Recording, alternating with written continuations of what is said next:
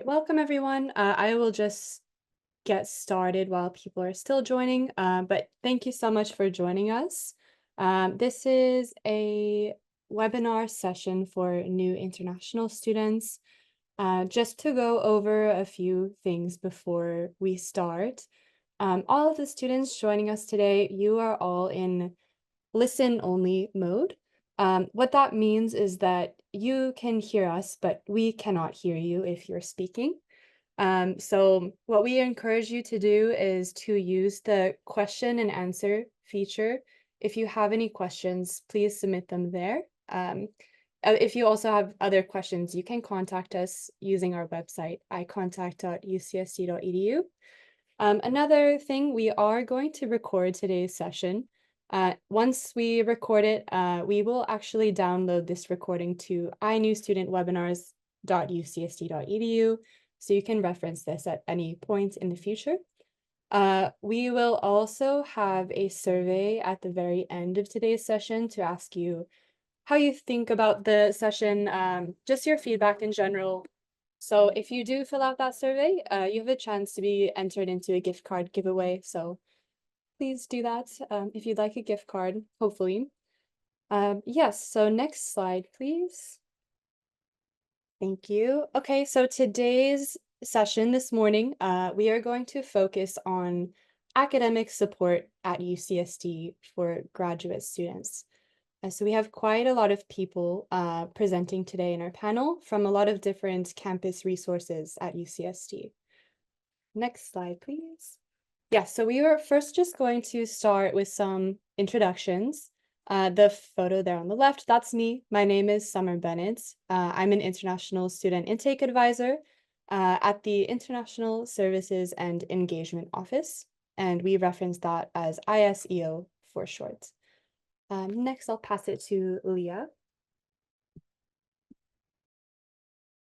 Good morning. My name is Leah Friedman, and I'm a librarian here at UCSD. You can see my long title there, and I'll pass it along to Jenny. Thank you. Hi, everyone. My name's Jenny. I'm an education coordinator in the Academic Integrity Office. Hi, everyone. I'm Sarah Carvalho, pronouns she, her. I'm an education specialist in the Language and Teaching Development Program, and that's part of the Teaching and Learning Commons Engaged Teaching Hub.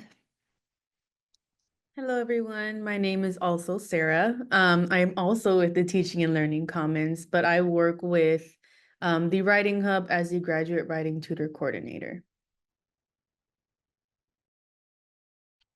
Hi, everyone. My name is Ana Lopez Ricoy. I'm a graduate teaching consultant at the Engaged Teaching Hub, also at the Teaching and Learning Commons. Hi, everyone. I'm Yasemin Tashkanarp. I'm also at the Teaching and Learning Commons, and I'm a writing consultant there. All right, great. Thank you so much, everyone. So we are going to talk about each part of this these resources one at a time. So we're first going to start with the library. Terrific. If I could have the next slide. Perfect. So good morning, everyone. And these are just a few of the resources that I wanted to make sure you knew about when you start here at UCSD. Probably the most important thing on here is the one at the very bottom, which is setting up your VPN. And that's a virtual private network, which allows you to access all of the materials that are available through the library if you are in fact off campus. It's also something that I would strongly recommend that you talk to your students about. So in the beginning of class, making sure that everyone understands the VPN, has the VPN set up, and is using that all through UCSD setting. You'll see it on that page. It lists it out perfectly, and you can see exactly what it is that you need to do. At the top, we have the library's website at library.ucsd.edu. And that is the place where you start your research if you're looking for a particular resource, particular book, particular guide, then you would go there.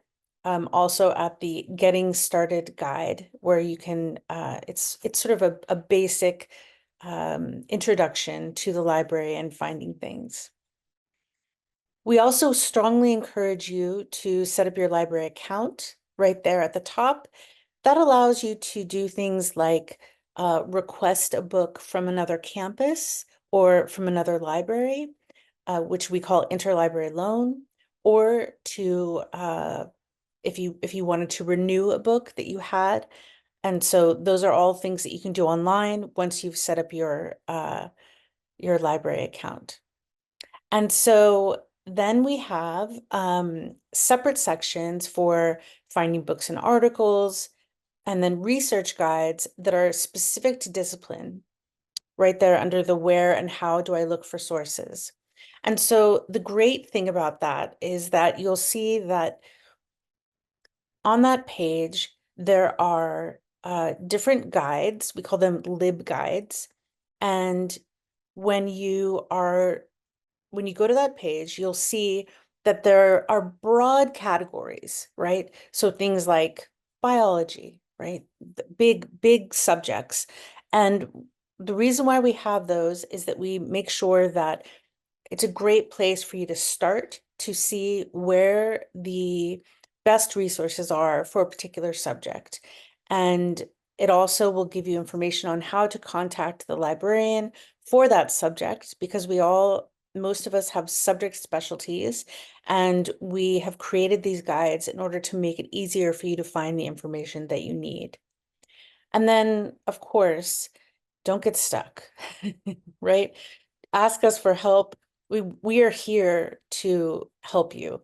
You are never bothering us, and you should always feel free to get in touch with us. In regards to the question about grad housing being considered off campus, no, not necessarily. It's always a really good idea for you to set up your VPN. There are some databases, for example, that are just a little bit trickier, and you want to make sure that you're able to access them.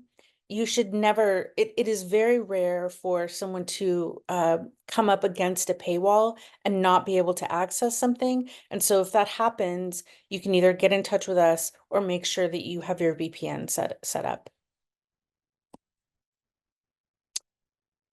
Next slide. So here are a couple things that we wanted to point out at the library. We have consultation and office hours. We have the research data curation program. This is a really useful space for supporting data management. I know a lot of you may be doing some work with that, and it is a very specialized field. Not all librarians are experts at data. That would be myself included. I am not a data expert, but we do have librarians that are experts at that. And so you can get in touch with them and also just find out all the different resources that we have. We also have a data and GIS lab in the library, which is a terrific resource, has specialized databases and software that you can use in order to really dig down into data and find specific information that you need, or that your students need, or that you perhaps just want to explore on your own. Scholarly communication. This is a great place to go if you have questions about open access and also about information with publishing issues. So if you're looking to publish something, you're looking for something that you are concerned has not been published yet, you can look there as well. And then this is probably my favorite, which is support for teaching. You can ask the librarian who is the subject specialist in your area for help. And we are always happy, if we can, to make ourselves available to do a small research library workshop, right? That is incredibly helpful for your students. We can find specific databases to help them support their research. And we can also create those lib guides that I showed you before. We can create lib guides that are specific to your class. And we can do those only if we have enough time. So you can't ask us, could you do this tomorrow? But we are always, we're almost always happy to and willing and able to do that. And it can be a great resource. So you have a guide that's specific for your class. It has information that you want on there, but that we also think is useful. And that's something that we build together. Thank you so much. All right, Next thank you so slide. much. Yes. All right. Thank you for talking about the resources of the UCSD libraries. Next, we will have a few presenters talk about the teaching and learning commons. So hello again, my name is Sarah from Engage Teaching, and we are part of the Teaching and Learning Commons. So I'd like to introduce the Teaching and Learning Commons to you. So the Teaching and Learning Commons encompasses programs and services to support students and programs to support instructors. So we have a variety of teams, you can see on the wheel there, including two that you'll hear from today, the Writing Hub and Engage Teaching. So now I'd like to hand it over to Yasmin, a graduate writing consultant at the Writing Hub. Hi, everyone. So at the Writing Hub, we do many things. One of them is that we provide one-on-one consultations with people like me. We are advanced grad students working on different fields. You can find what our programs are and what our research methods and what our approaches are by checking our bios on the Writing Hub webpage. In these consultations, we work with what you need to work with. This means that we are not working necessarily with what you are writing, but we are trying to help you as the writers. We may be brainstorming on a particular topic together. We may be checking for clarity and flow together. Sometimes people just want to create outlines together. So it really depends on what stage of the writing you are and what your writing needs are, including like unpacking advisor feedback. So these are the one-on-one consultations that you can get appointments from through our website. And then we have a daily virtual writing room where you can check in with other grad students who are working on their own projects. This is a space for independent writing. You'd be writing on your own, but with the company of other grad students and the writing consultant who will ask you to share your goals when you are checking in, and then we'll ask you to reflect on how that session went for you. Then we have writing retreats. These are similar to the writing room because it also has its independent writing time. But the first 40 minutes are specific workshops on helping us grad students to approach their writing processes from a more, I'm going to say, a healthier perspective. Instead of like binge writing, what are the strategies and approaches we could take to manage our writing projects during grad school. And then we have more specific writing workshops on specific topics. All of these you can find on our website. Some of the workshop topics are like how to write your resume, how to write a good research statement for job applications in the academic job market, how to work with advisor feedback. So there are lots of topics for people at various stages in their programs. And then we have dissertation writers workshop series. These are more specific for the people who are trying to begin or keep on writing their dissertation projects. Overall, what we hope to do is to cultivate your sense of agency and self-efficacy by hoping that you'll develop positive and sustainable writing practices that work for you during a grad program. So for you to be able to do the level of writing that is appropriate for your own program and for your own level in the programs and also in your own fields as people who are in the academic profession right now. So thank you very much. And if you have other questions, feel free to reach out. Our information is available at the Writing Hub. I'm also going to leave my own email here. We run specific workshops. I run specific workshops for parents. If you're a student with dependents, also feel free to reach out for those resources. I'm happy to include you in our parents writing group. I also wanted to put a small info here about the writing retreats I run specifically, in addition to the graduate writing retreats for all graduate students. Thank you very much. I don't know who's next. Yeah, I can follow up just by showing our specific fall flyer for services that we'll be offering in the coming weeks. So if you're interested in getting to know more about this, you can see our workshop topics. Actually, for the fall, we'll be doing sessions on reading in grad school, writing in grad school, and how to get good advisor feedback. So those are the topics you can expect for at least the fall. There's a little bit more information on the flyer as well. If you scan the code, it'll take you to our website. But just to kind of reiterate what Yasmin mentioned, we work with UCSD grads at any department, in any program, at any stage of the writing process. So you don't have to have written something fully in order to be able to make an appointment with one of our grad consultants. You can come in to brainstorm, you can come in with writer's block and try and work that out with one of our consultants. It really is flexible to you and your needs. And this quarter, we're actually very excited to start introducing a bit more in-person availability, especially for one-on-one consultation. So if you would prefer to meet with somebody in person, you're able to do that. And once you sign up on our website, you'll be able to see exactly which appointments are available for in-person or remote work. But we help with any level graduate writing. So people bring in things like dissertations, articles for publication, research grant materials, application materials, abstracts, you name it, they've done it. So just to kind of reiterate, you can bring any kind of graduate level writing to us. So yeah, with that, I will hand things over. Please let us know if you have any questions, and thanks so much. Thank you, Sarah and Yasmin from the Writing Hub. I'm going to talk about engaged teaching now. So people come to us with different goals.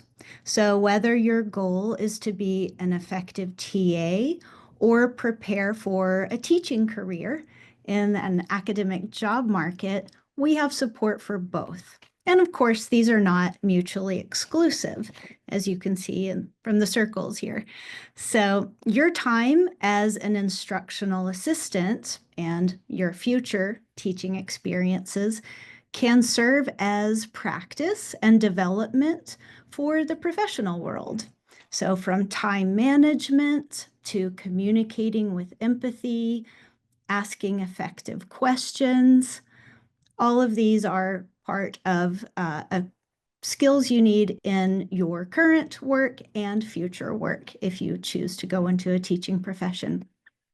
So taking time to develop as an instructor can help you have a better experience as a teaching assistant and help you prepare for an eventual job search in the academic job market.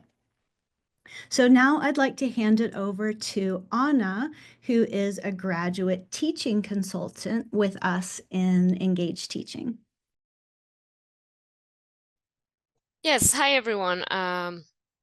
As Sarah said, I'm a graduate teaching consultant, and I'm going to talk to you a little bit more about the services we offer as the Engaged Teaching Hub. So we have different levels of interventions, or depending on your needs, we have different levels of services that we offer. You can either decide to first kind of just dip into what teaching is and the skills you need, or you can decide to swim or dive deeper and get more prepared. This is an overview. So as Sarah said, it depends on your needs, but generally our goal is to make teaching more efficient, learner-centered, and effective. It doesn't mean you have to invest more time. You just have to invest the time more smartly, and we're here to help you do that. And so one of the main services we offer, as similar to the writing consultations, we also offer teaching consultations about teaching. And this can be also very flexible and adaptable to your needs. Anything from, I don't know if my what kind of activities to plan in my sections, to grading. It's really it is really flexible to your needs. And then I'm going to let Sarah explain a little bit about the second point of language and teaching development. Great. Thank you, Anna. So the Language and Teaching Development Program offers support for multilingual international graduate students who are preparing to work as teaching assistants.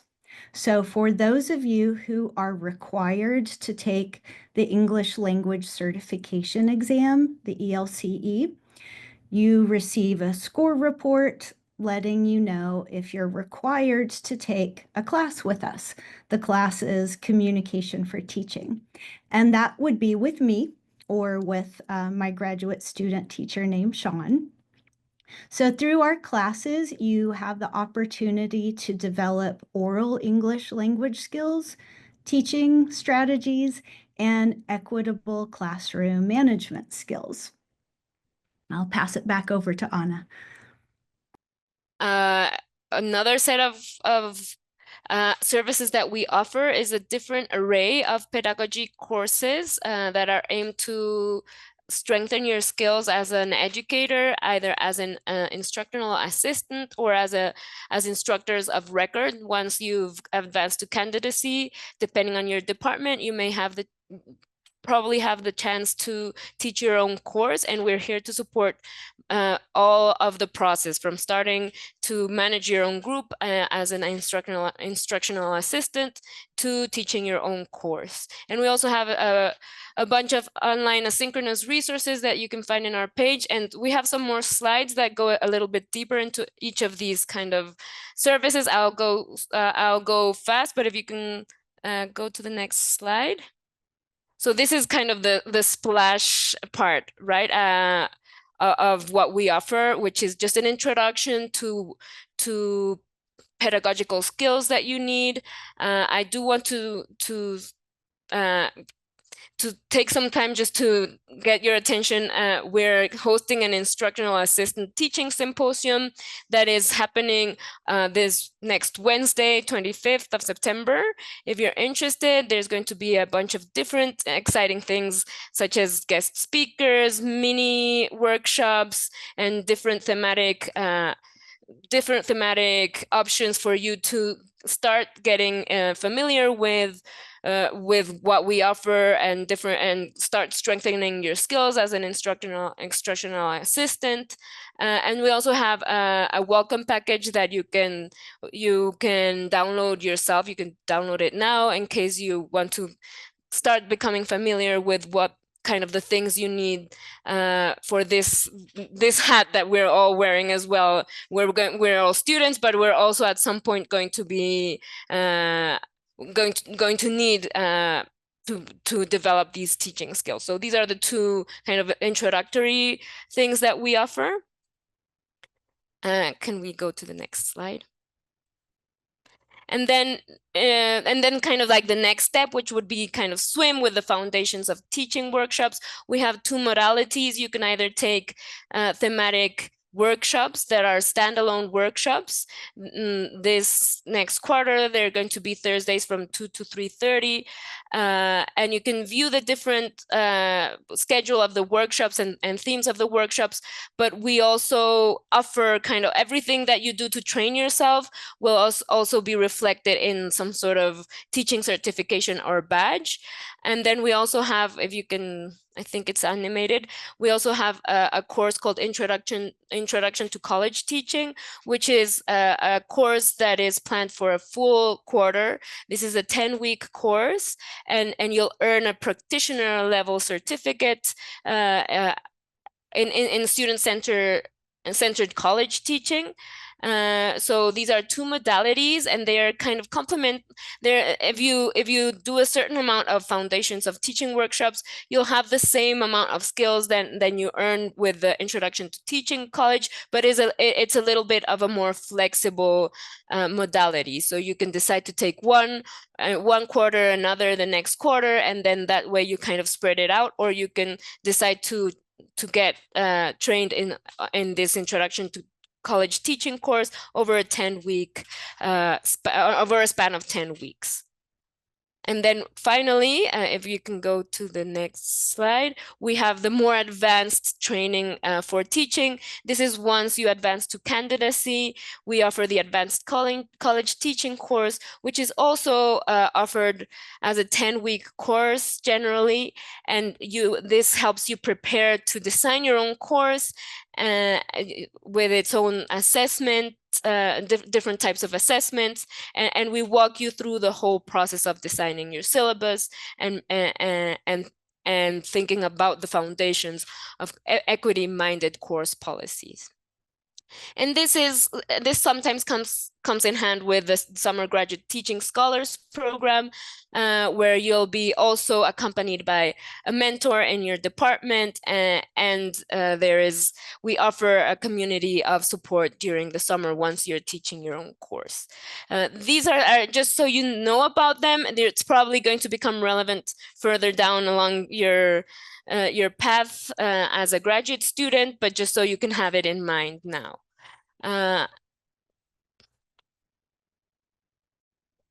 And we also have programs for graduate students and postdoc instructors, which is similar to what I already mentioned.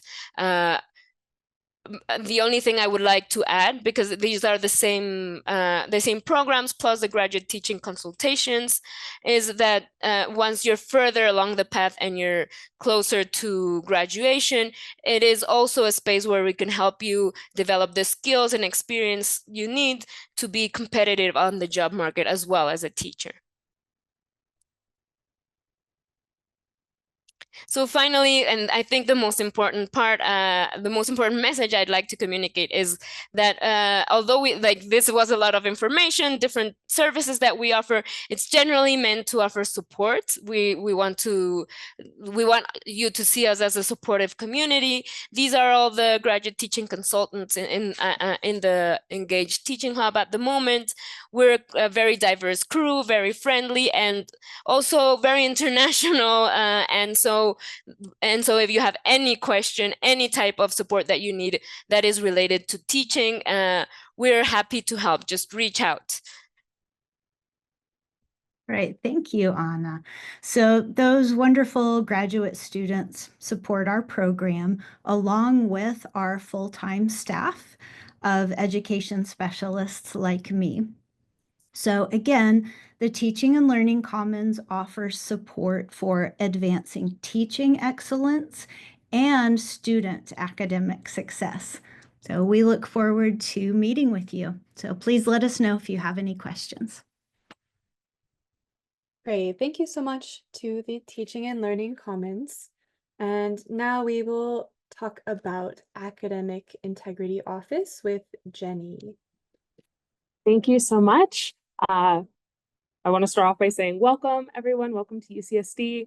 I'm here to talk to you about academic integrity and kind of how we define it here at UCSD, why it's important both for you as a student and also as an instructor.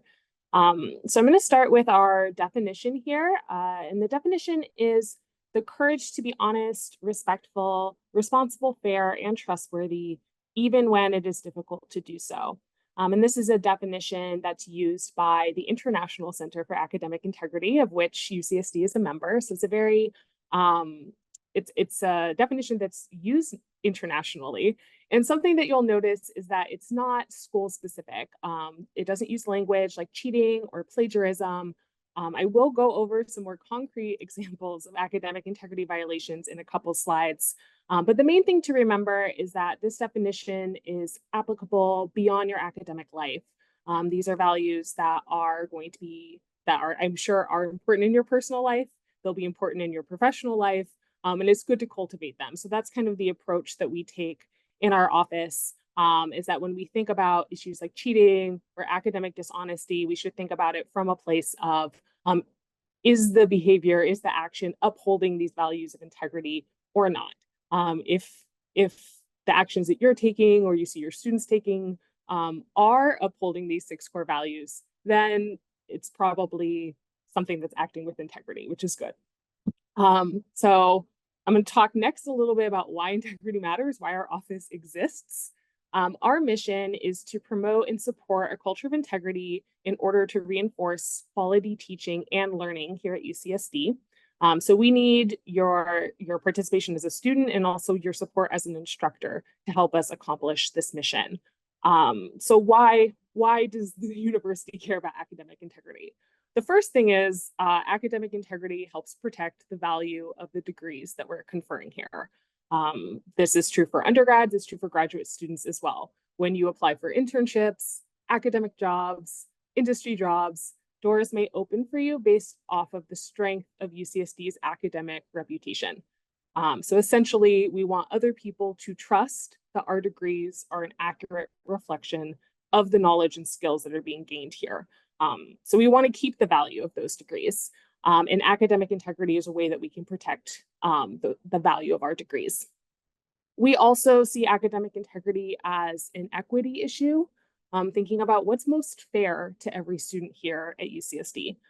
Everyone deserves an equal opportunity to learn and to be successful. And if some people are cheating, that's unfair to the rest of their peers. And that's why it's really important as a student to make choices with integrity, but also as an instructor to report academic integrity violations when you see them, because that's what's most fair for all of your students. And then finally, we talk about how cheating can really hurt students' sense of self. Anytime someone cheats, they're kind of telling themselves that they can't do it on their own, that they can't learn, and that's not true. Everyone is able to learn. Everyone deserves the opportunity to learn, and so it's really important that we promote academic integrity. Okay, next slide, please. I'm going to talk a little bit about some examples, like what is a violation? What could be a violation? Our first one is unauthorized collaboration. That's a really big one.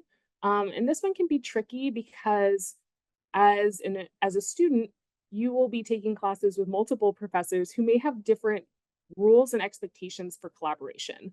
They may have different rules for what is allowed and what is not allowed. And that might change for each assignment too. You might be allowed to collaborate on some assignments or some projects and not others. So just because something is allowed in one class or one assignment, do not assume that it will be permitted in all of your classes or in all of the assignments. And it is your responsibility to be aware of the rules for each course in each assignment. The next few are plagiarism or paraphrasing without citation. We have the library here who has some really great and the teaching and learning commons. So if you need to kind of brush up on your citation, those are great resources to reach out to because we do get a lot of violations in that sphere. We have, and that can be intentionally or unintentionally. A lot of the times our plagiarism cases, our unauthorized collaboration cases are for students who maybe didn't set out thinking that they were going to plagiarize, but it's very easy to accidentally copy too much. If you're looking at a friend's work for inspiration, we don't recommend sharing any work if you're not authorized to do so by the instructor, because it's very easy for someone to fall into accidentally copying. And then I last want to highlight the use of unauthorized tools. So like collaboration, each instructor might have different rules for what sorts of outside tools are permitted to use in coursework in their class. So if you have not been told explicitly that you can use something, you should assume that you cannot. This is especially true for generative AI tools like ChatGPT, but it might also be true for the use of translation tools, even Grammarly. Sometimes instructors don't want you to use that. So this is also kind of important for you to think of as an instructor if you're ever creating a course policy or a syllabus, making sure that you're really clear about what tools are allowed, how you want your students to use them. because we're in kind of new territory with all the generative AI, for sure. Next slide, please. Okay, so when I was reading the examples of violations, you might have thought, that doesn't apply to me. That's not something that I'll ever do. But I just want to reiterate that anyone can be tempted to cheat or make a mistake and accidentally make a choice that violates course policy. It does not mean that you're a bad student or a bad person, but anyone can be in a situation where they are tempted to cheat, especially when we're under stress. Grad school can be very stressful. Sometimes we're not always making the most thought out decisions when we're facing time pressures and other things. So it's really important to recognize that we could be in that position to help us prepare for those situations. So here are some challenges that might look familiar to you. As I said, stress in grad school, and not just school-related stress. You're not just a student, you're a person. You're going to have things going on in your personal life. There's going to be things going on in the world that cause stress, and it can be really hard to make thoughtful decisions when we're stressed. High expectations, pressure to succeed, that can be internal, the pressures that we place on ourselves, or external, maybe pressures that we're feeling from other people or from the program. There are opportunities to cheat with ChatGPT and other generative AI tools. It's a lot easier to cheat than it has been in the past. So quite frankly, there are opportunities. Lack of belief in yourself, perceiving or observing other peers to be cheating, running out of time. Again, going back to that stress, that time management, we don't always make the best choices or the choices that are most reflective of our values when we're stressed and running out of time. Feeling like the instructor doesn't really care or the class doesn't really matter. Not agreeing or understanding the rules set out. So again, going back to making sure you're really clear of what kinds of collaboration are allowed, what kind of outside tools are allowed. Justifications, that's kind of the rationalizations that all humans fall into when we want to rationalize a choice that we're making that we know maybe we shouldn't. So that might look like, I'm only going to do it this one time, or I ran out of time, but that wasn't my fault, so it's okay if I cut this corner. We all have justifications. So knowing what yours are and being able to recognize them. And then finally, just the failure to engage in ethical reasoning, not really thinking through, what's most fair to everyone else, what's most respectful of my professor's time, what's most honest for me as a student. Failure to kind of think through those things can sometimes lead to unethical choices.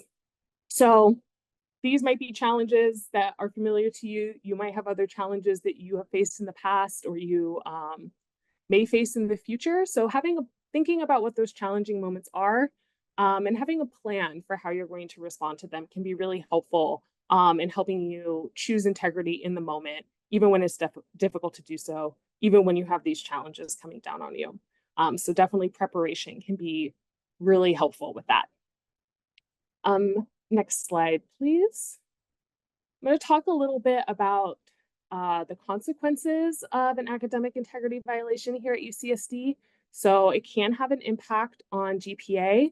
Instructors have the ability to determine what academic sanction will be levied for someone who is found responsible or has accepted responsibility for a violation. So that can range from failing the assignment to failing the class, which, especially as a graduate student, when you're in coursework, that can really throw off the timing of your coursework completion.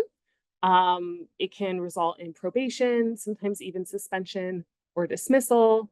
It can affect what you learn. That's a really important one, right? You're here to learn, to become experts in your chosen field. So anytime that you are cutting that corner, you're depriving yourself of the ability to learn and kind of grow in that in your intellectual development. And it can impact other people like your classmates, your instructor, anyone else who's invested in your education. So there are usually more people who have a stake in academic integrity than just you. So I just want to highlight that if you are in a situation where there's an allegation of academic integrity, make sure that you reach out to, I guess, ISEO. Sorry, this is an old one. So they can kind of help you navigate that, any repercussions that might be on the table with visa and things like that as well. Okay, next slide, thank you. So as I said, one of the best ways that you can choose integrity is to have a plan to prepare for those moments and set yourself up for success. So we have some suggestions, some guidelines for things that you can do to help you choose integrity, even in stressful moments. So the first is to make sure that you're really aware of the rules, the standards for the class, keeping on top of it. If you're juggling 4 different classes, making sure that you're remembering which guidelines are for which class and which assignment. Be aware and understand what could be considered an academic integrity violation in each class. So if the instructor says you can't use generative AI, making sure that you talk to them preemptively about like, okay, does this cover my Grammarly use? Does this cover the use of a translator? And then making sure that you seek out and use reliable on-campus resources. We just had great presentations from the library and the Teaching and Learning Commons. There are so many resources here at UCSD that can help you, that are there for you, for your success, both as a student and an instructor.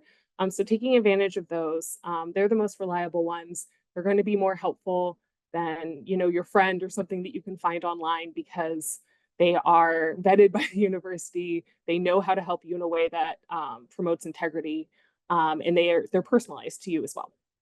And then also remember that you earned your place here at UCSD. You belong here. We're lucky to have you here. You can do it. If you ever are feeling that imposter syndrome, those sense of doubts, it's really important to remind yourself that you've earned your place here. You deserve to be here, and you deserve the opportunity to learn and learn on your own. And then I talked a little bit about the values of our definition of academic integrity, but you also have your own core values. So when you are in those stressful moments, thinking about what matters most to you, what are your core values in addition to the values of integrity, who are the people that you are invested in your success here, and that can be a good way to kind of think outside of that really small stressful moment to the big picture, and kind of give yourself that like encouragement to choose integrity, even if it's the harder choice in the moment. And then finally, don't be a bystander. And this works especially as an instructor. I think it's true as a student as well. If you have a friend or you have a student who is about to cross that line, making sure that you intervene, that you talk to them. And as an instructor, it is your responsibility to report AI violations when you see them. So if you're an instructor, if you're a TA, reporting that to the professor. If you are teaching a standalone course, it's your responsibility to report as well, because that's how we can best promote integrity on campus, keep our campus learning environment as fair as possible for all the students. So it's really important. You have a really important role here as well. Next slide. And I've talked a little bit about resources. I really just want to reiterate, when you're in coursework, right, your professor or TA are the best resources for questions about what exactly the rules and policies are for that class. When you yourself are a TA, if you're ever unsure if your students' actions violate the policy, talking to your professor, making sure that you really understand the policies for the course. All of the great resources that we talked about today, looking at academic advising, CAPS. As I said, grad school can be very stressful, so making sure you have that support for your mental health, which can help alleviate those moments of stress and kind of give you support where you really need it. You don't have to go through all of this on your own. ISEO, of course, and then our office as well will be a resource to you, both as a student and as an instructor. So we're all invested in your success, so please take advantage of the resources here. Last slide, please. Oh, this is just a little thing about our office. We have career staff. We also have a lot of student staff, and lots of other ways to get involved. If you're interested in joining the review board, you can as a graduate student. And we do one-on-one advising, both for students and for instructors as well.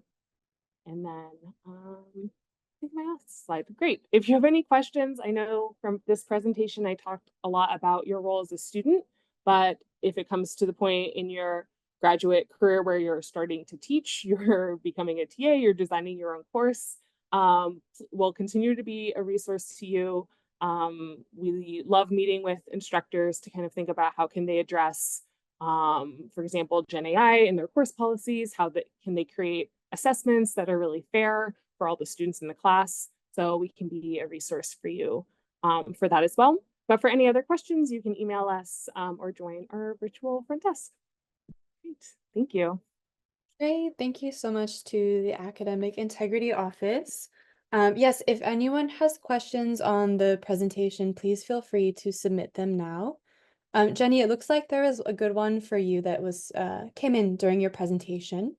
So the question was, with the advent of online tools to detect content written by ChatGPT and other Gen AI tools, what should a student do in case they've worked on the assignment themselves, but such tools flag the content as written by generative AI? Would you like me to answer that live or in the chat? Yeah, sure. Go ahead. Okay, great. Okay, so we know that a lot of the tools that exist to flag content are not always reliable. So on our end, we usually tell instructors that that can't be the only evidence that they have for an allegation. They should be able to substantiate it in other ways. So if you're a student who your instructor tells you that they're concerned about the use of Gen AI tools, I would say if you have any pre-writing, if you have any notes, if you have document history of you writing, that will be really important. So making sure that you kind of have that, those materials. And then I think also being prepared to talk to your instructor or to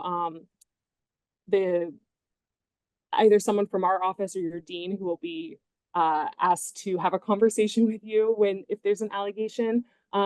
Being able to answer questions about the choices you made in the writing, where did you find certain sources, why did you write it that way? So just kind of mentally preparing yourself that people will be asking a little bit about those choices. So to see if you can explain those choices. So I know it's always stressful to have those sorts of meetings. So I just want to give you not a warning, but just so you know what to expect when you go in there. And I just want to reiterate that when there's an allegation of an academic integrity violation, you'll always have an opportunity to talk to someone, not the instructor, someone else about your side of it. And those meetings are not there to be like a gotcha. They're there to better understand what happened. So you'll have an opportunity to explain your side, show any evidence you have of your writing process, and talk a little bit about the assignment. So I know they're scary, but they're there to hopefully get to, the truth of what happened. So yes. Great. Thank you so much, Jenny. Yes, if you have any other questions, please feel free to enter them.